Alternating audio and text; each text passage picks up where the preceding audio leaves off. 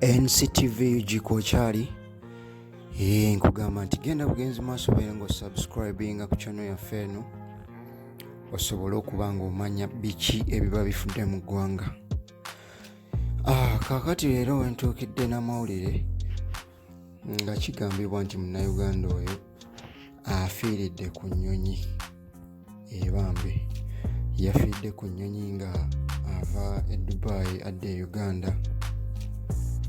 Naye nga kigambibwa nti tekinnategeerekeka kibambye kyamuviiriddeko okuba nga afiirwa obulamu bwe n'atasobola kuba nti ate atuuka ewaka. Nga olaba mu bifaananyi awo munnayuganda munnaffe yafiiridde ku nnyonyi ng'adda ewaka.